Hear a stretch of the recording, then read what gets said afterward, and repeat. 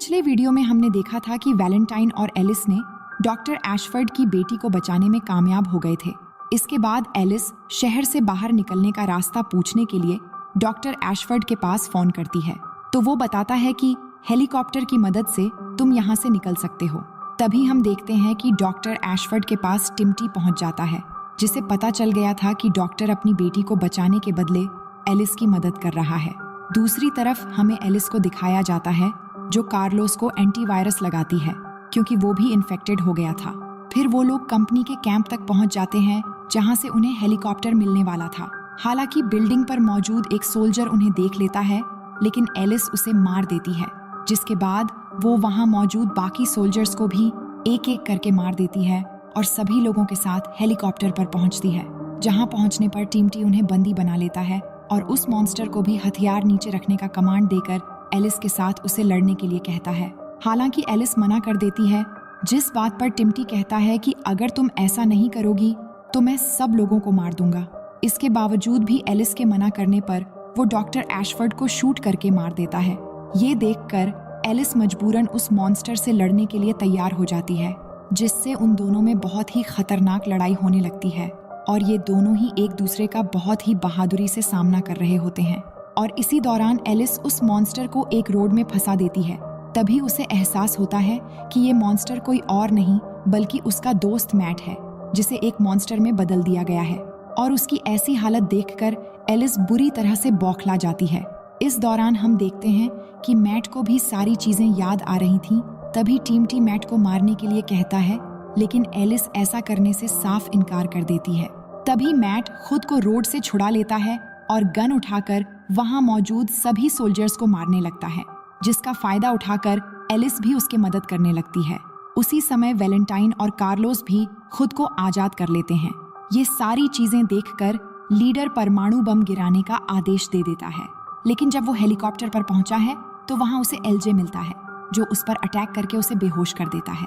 उसी दौरान वहां पर बैकअप हेलीकॉप्टर भी पहुंच जाते हैं, जो एलिस पर हमला करने लगते हैं। हालांकि एलिस उस हमले से तो बच जाती है, पर उसके सामने 2 हेलीकॉप्टर आ जाते हैं जो उस पर अटैक करने वाले होते हैं। लेकिन तभी वहां पर मैट पहुंच जाता है, जो लॉन्चर से अटैक करके उन हेलीकॉप्टर्स को ब्लास्ट कर देता है, जिसके चलते वो खुद भी मारा जाता है।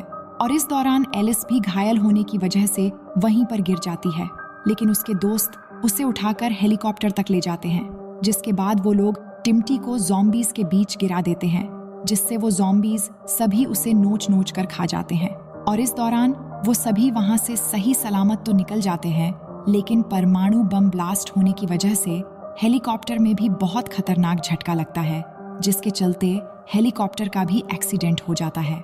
नेक्स्ट सीन में हम देखते हैं कि एक्सीडेंट की जगह पर अम्ब्रेला कॉर्पोरेशन कंपनी के लोग पहुंचते हैं, जहां पर उन्हें एलिस की डेड बॉडी मिलती है। लेकिन हैरान कर देने वाली बात ये थी कि उन्हें वहां पर एलिस के अलावा और किसी की भी डेड बॉडी नहीं मिली थी, जिसके बाद हमें दिखाया जाता है कि रेकून सिटी में वायरस फैलने की खबर हर जगह फैल चुकी है। लेकिन उस खबर को झूठा साबित कर दिया जाता है और बताया जाता है कि पुराने न्यूक्लियर में ब्लास्ट होने की वजह से पूरी रेक्यून सिटी बर्बाद हो गई है और यहाँ पर क्रिमिनल वैलेंटाइन और कार्लोस को बना दिया गया है, जिन्हें पुलिस ढूंढ रही है, क्योंकि उन्होंने शहर में ज़ॉम्बीज होने की खबर फैलाई थी।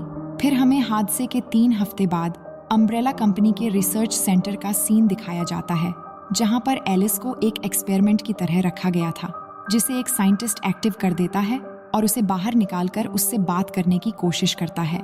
हालांकि पहले तो एलिस को कुछ भी याद नहीं आता, लेकिन डॉक्टर जब उससे उसका नाम पूछते हैं तो उसे याद आ जाता है कि उसके साथ क्या हुआ था। साथ ही उसे ये भी याद आ जाता है कि उसके बॉडी पर एक्सपेरिमेंट करने के दौरान ये डॉक्टर भी वहीं पर मौजूद था, जिसके बाद वो अपना नाम बताकर सभी लोगों पर हमला कर देती है।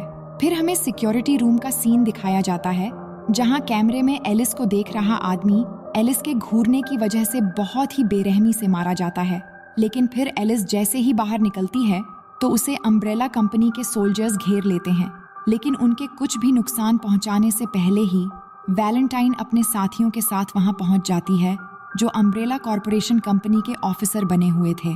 इसलिए वो एलिस को अपने साथ ही ले जाते हैं।